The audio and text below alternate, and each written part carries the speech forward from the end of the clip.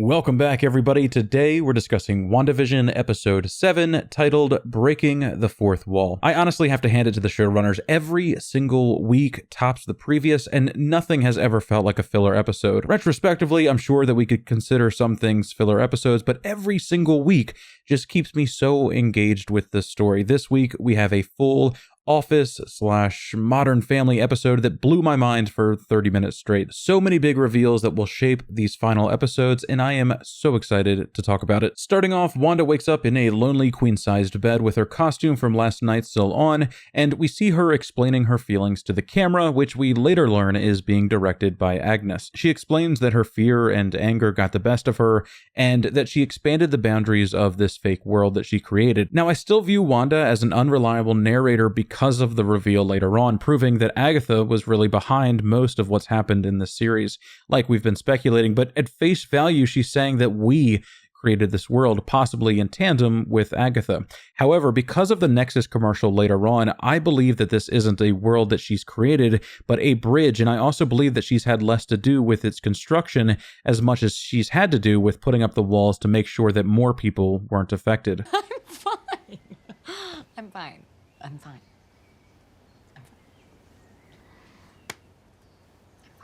She has been manipulated for basically the entire series. I think clearly with the For the Children plot, but also with gaslighting and pointing the blame to Wanda for doing things outside of her character and outside of her magical ability. Because we know Agnes is Agatha now, the scene where she directly calls out Wanda to Vision, she is purposely trying to divide them, trying to make them fight. I think this divide and conquer plot of Agatha is then manifested into the real people physically trying to stop Vision later on. I don't think Wanda is doing this, and I still hold tight that Wanda has been tricked into believing that she's created this world, and the audience on the outside of the show has been tricked as well, us included. It also relates to her being a Nexus being, but we will talk more about that later. Vision is literally the voice of reason. It's surely no coincidence that when Vision is motivated back to his love, at the same time the children were taken and Wanda led to the basement. Them being together isn't good for Agatha. She needed them to fight and Vision to believe that it was all Wanda. As such, yeah, I think that now that the broadcast is dead and the world thinks that the Scarlet Witch was responsible, they can now proceed with their plot under the guise that Wanda was doing all of this. We see the controller start going back in time, back to Uno, which predates the rest of the consoles. This feels like an indicator that the world is coming undone or that someone is messing with her and these children, but it's still unclear. Since we know that Agatha has a ton of influence here with what they literally reveal in the show, I still want to point out that we still don't know why Wanda is able to do things like the creation of matter or reversing of time. To me, it feels like it's meant to appear as her magic when in reality it could be Agatha and her purpley wiggly woos, or it could relate to the Nexus commercial later on. Billy complains about hearing voices in his head, and this likely relates to his developing powers and him needing guidance, which could link to the X-Men series. In the MCU, when a new person gets powers, 9 times out of 10 they quickly become badasses. In X-Men, when a kid discovers that he can hear people's thoughts, it haunts them for years until they learn to control it, which is why Professor Xavier created the whole school dedicated to honing your mutant abilities. This feels like the correct response when you start hearing other people's voices in your head, and increasing the border likely added more of those voices as well. Wanda makes her way downstairs and gets side-eyed by the kids, I'm assuming because of the way she's dressed, but man, these little punks can get these hands if they do not stop disrespecting Wanda every time she walks down those stairs. She starts making cereal, the items are going back in time, I think again pointing to the world coming undone. It's funny because Wanda gives an interview to Agatha explaining that she doesn't know what this was about and chalking it up to a case of the Mondays, still owning that it's her powers, but for some reason, I don't know why, it just doesn't feel like it's her. It feels like, again, this manipulation of her. Though we were led to believe that Wanda's powers were running amok and they did things out of her control when we got the birthing scene. So the world coming undone may be her, and it could be happening because of the depression that she's feeling. You know, on the surface, we see a little bit of it, but again, this is kind of the manifestation of like the behind the scenes, what happens to your body and mind when you're feeling the big sad. The Office-inspired title sequence plays, saying that it's all Wanda, we know what you did, Stanley's birthday hidden in the license plate, her name even written on the master tape, Agatha doing everything that she can to make sure that we know Wanda is doing this. We also see an image of another calendar. The 10th is hearted, and we can deduce that this is the November 2023 calendar, seeing as last night is Halloween, making today the 1st. So now we have to figure out what comes in 9 days, then a final card stating outright that Wanda made this show. Of course, we know who's sitting in the director's chair. I've said it since the start. Agatha needed to make people believe that this was all Wanda, even Wanda herself, in order to conceal their plot. On the outside, we see Hayward looking at the hex. We can see a barrier over top of it now, creating a hexagonal prism. We also see armed forces there, all of them believing that Wanda is at the helm. Then this random voice of reason says that she is grateful to Wanda for pumping the brakes on the hex, which is now the third reference to Wanda having control of specifically the border of this thing and not the entirety of it. First, when Monica says that things would have gotten worse if Wanda didn't put up a quarantine. Second, when Wanda expanded the walls herself and made them red. Third, being grateful that she stopped its expanse, which of course is laughed at by Hayward. I bring this up because I think the show creates this narrative that Wanda created the world, when the reality might be that someone else did, and she's trying to hold it together all along to possibly avoid something much worse. Back inside, Vision wakes up fully aware of what just happened to him, which does kind of feel odd, but I'm glad that it's happening so he doesn't have to rediscover everything again. Of course, because of time, they're also doing this. Darcy and Vision have some funny on-screen time together, and we return to the boys talking to their mama. Wanda questions if they've seen their father, and of course they haven't, and they wonder if they should go out looking for him. Wanda takes the stance that he probably doesn't want to be there, which feels odd seeing as she increased the size of this world to bring him back to life. Again, it feels like she does not have the complete picture. This continues when she discusses Uncle P not being their real uncle, and then not really having an answer for who he really was. We get Billy jimming the camera, and she explains that she has no answers, and that she thinks life is meaningless, which, God damn, Wanda, these are children. Let them grow before you wake up and decide to speak facts. Agnes then takes the children, offering to show them a mole above her ass, which sign of her being a witch, firstly, and damn, Wanda, red flags. Like, these are red flags. I actually did bite a kid once. On the outside, we see Jimmy and Monica finding the Cataract files thanks to Darcy, showing that Hayward was trying to create Vision as his own sentient weapon. The nanotech sentinel theory touched on this a bit, and the theory still kind of aligns. I think we can cross off Hayward for creating the Hex since we get the Nexus commercial, but I still do think that he will use this to get support for nanotech sentinels. And this is further proof that he is up to something more. The email speaks about how nothing was successful until Wanda stole the body, so I wonder if he isn't going to try to use that to his advantage somehow.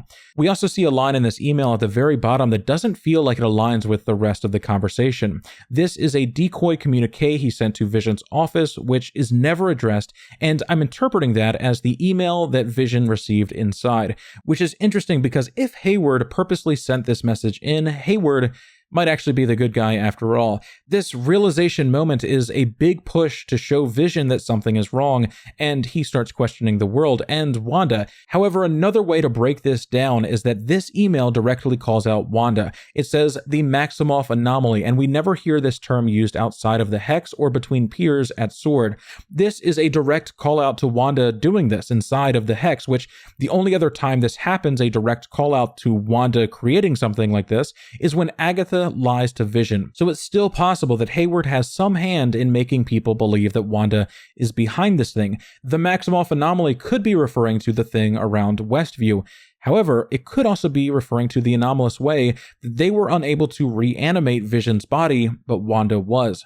Every single episode, when I watch it the first time, my instinct is to consider Hayward as just the average human that is meant to show the audience how the world is going to perceive what Wanda has done here. But every time I start digging, I just want to link Hayward and Agatha together, and at this point, I'm not sure why. We meet Goodner, which may or may not be the engineer that we were theorycrafting about. I have reason to believe that it's not, simply because the Nexus commercial possibly has another link to Dr. Von Doom. Now, let's talk about this thing. This is a space rover, which is not at all what they spoke about in the theoretical science scene. And it looks like trash. I hated this entire scene. I hated the look of this thing. I'm not going to go too much into it because I've rewritten this tiny little part of this thing 100 times. And I hate being hypercritical of television. It just hurts my soul. But this was the weakest part of the entire show for me. So Yeah, let's move on. Of course, the plan falls apart, but the biggest takeaway is that it shows Wanda made it harder to get inside. It wasn't just a clear, camouflage. It was now a bright red wall, and it was, you had to literally do everything you could to enter this realm. Inside, we see the person who cuffed Darcy to the car is now the strongman. Darcy has her mind awoken by Vision, and they make a run to find more information. Their time together I enjoyed greatly, and ultimately it showed Vision that someone with an outside perspective saw that what Vision and Wanda had was true, while everything else was not. We also see the stoplights and construction and kids all again, just to stop Vision from getting back to Wanda. He, of course, takes off later in the episode after discussing how he believed that, again, Wanda was the one creating these impediments to stop him, though I still credit that to Agatha. We then see the walls of Wanda's world falling apart, and again, her being upset that she cannot fix it. Agatha then asks Wanda if she thinks that it's what she deserves, further driving that point that Wanda should internalize these things as things that she's done, thus deserving punishment and guilt. Then we switch to the commercial about depression. Now, all of the commercials so far have been something that relates deeply to Wanda's life in an intimate way. I take this commercial as confirmation that Wanda's mental state is compromised and that she is facing the big sad, which is being influenced by the worst people imaginable. The reason that we get the line about internalizing what's happening around her, making her believe again that it's all her fault, and then this commercial, I think shows Agatha is fully aware of Wanda's mental state and is actively exploiting it for her own gain, which is just diabolical. It's another level of supervillainy, right? The other big part of this commercial is the Nexus medication. Now, there are a couple ways to understand this as well. Nexus beings in the comics are these ultra powerful beings that can exist across realities. They are tied to the multiverse and act as anchors to their own realities. Now, I highly doubt that Wanda knows that she is one of those beings, but I think that Agatha does and is using her offspring to bring forth Mephisto. The other thing that Nexus could refer to is the Nexus of all realities. This is a cross-dimensional gateway which provides a path to any and all possible realities. Now, this would make a ton of sense and explain why Pietro appears as he does.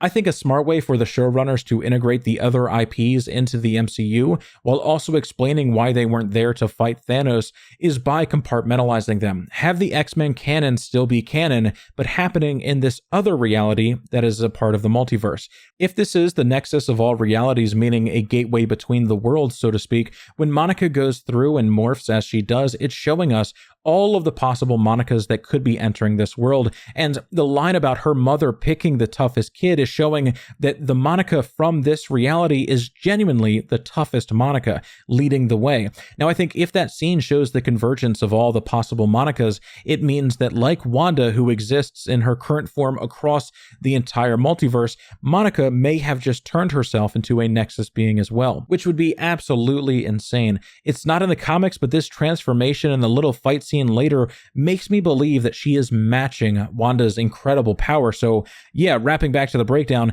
Nexus is either referring to Wanda being a Nexus being, an anchor to the MCU reality and critical to its integrity and its existence, or the Nexus of all realities is what we are inside of, and she did not create this world because it's not a world, it's a bridge between realities in the multiverse, and I think that she didn't have anything to do with its creation. This is without a doubt the biggest point that I'm still debating. I still think it's Agatha all along, and Wanda isn't exactly on the moral hook for nearly as much as she believes that she is. This basement showing overgrown roots and the room being hexagonal and having hexagons and just the feeling of it being like this ancient thing, it feels like this is the focal point where the power is coming from. Like this was planned for a very long time and Wanda was just the catalyst for Agatha's creation of this bridge. Ultimately, I guess it doesn't matter, but here we are.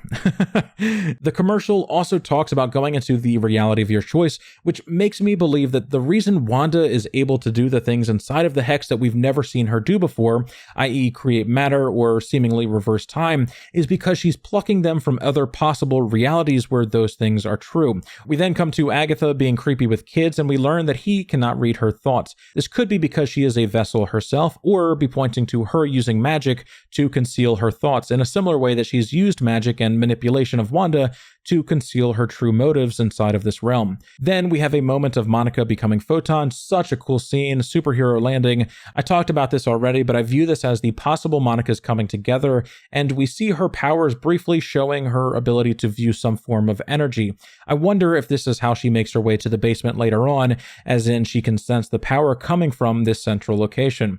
Monica makes her way to Wanda taking some pills, possibly the Nexus pills.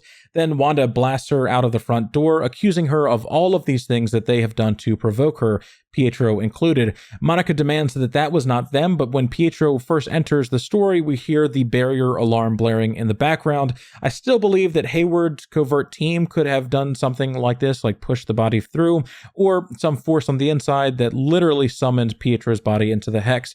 I also have this weird feeling that Pietro might be Senior Scratchy, but I'm not sure. Wanda, in a calm and collected way, expresses her frustration with the lying, which Monica has never done, though from Wanda's point of view, she still views her as an agent of S.W.O.R.D. We get an even more badass superhero landing, and Monica describes that the reason Wanda isn't willing to kill her in order to stop her from coming in is because that is where Wanda and Hayward differ, that he is ready to burn the whole thing to the ground in order to get what he wants. That's where you and Hayward differ. He's gonna burn Westview to the ground just to get what he wants. Don't let him make you the villain. Now, this idea of making Wanda the villain is something that we've talked about a bunch. That is clearly Agatha's plot, but Monica's outright saying that Hayward is the one that would be making her the villain, that he is ready to burn this place to the ground. Against my better judgment, this idea that Hayward and Agatha are working together still keeps creeping into my mind. I don't know why, but it feels like he could be a part of her coven of witches and warlocks, or, something like that. Like, it's just a coincidence that their goals align. He wants Vision and she wants Wanda, and both of them want Wanda to be the bad guy. I feel like he could either just represent the big, dumb, trigger-happy male of the show, or he could still have more going on. The big reveal was that he's trying to rebuild Vision. I mean, I can't help but believe that there's more than that. It just seems like his character has some nefarious plot going on. This epic speech, like all the other dialogue of the show, just feels like doublespeak and pointing to Hayward having more to do with the plot than, of course, we're being led to believe right now. Before they can work it out with words, Agatha comes in and takes Wanda away, taking her into her home, ready for assimilation. Now, one last note, Monica says that she must take the border down, and Wanda breaks away from Agatha, demanding no. She is clearly shaken by the idea of removing this wall, and I think that aligns with the theory that she views the wall as sort of a last defense against the Nexus, and that being her contribution to the world, not taking over everyone's mind or its creation. Then we see the cicada on the curtains, which symbolically represents immortality, but more precisely could be showing us Mephisto himself. In the comics, he first appeared as a fly, so I think a cicada makes perfect sense here. It's also a little scarier, kind of reminds me of like rot or disease for some reason. This ability to shapeshift is why I think Pietro might also be the rabbit here. This creepy little bug makes Wanda question where the kids are, and this leads her to the basement where we see this gold mine. The book here is probably called The Darkhold, and the implications of that are pretty expansive, mainly just showing another link to Mephisto and the dark magic that exists across the multiverse. This room has a bunch of hexagons based on the layout of the pillars. I believe this entire room, from a bird's eye view, could also be hexagonal. The symbols on the hexagons and the animal images and bones appear to relate to Agatha's magic and what I believe to be the summoning of Mephisto. The absence of the children and the inclusion of the cicada make me believe that the children may have already been absorbed into Mephisto, similar to the comic series, but I do hope that we get more scenes with them. Then we get this amazing song and dance, Agatha all along. I mean, 10 out of 10, the show is a work of art. I love it so much.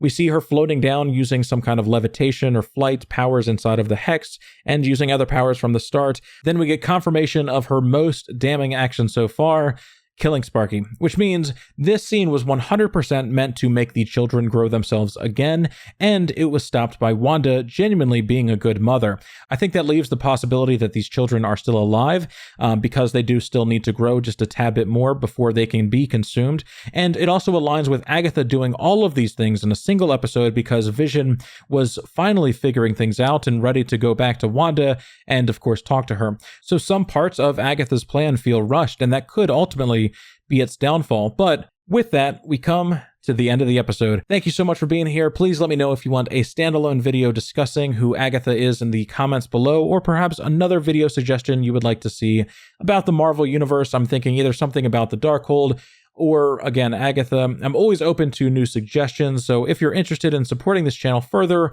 please like, comment, share, and of course subscribe. Also, consider subscribing over on Patreon with our top tier donor, Michael Linck. Much love, everybody, and I cannot wait for these last 2 episodes, as well as talking to you all again very soon.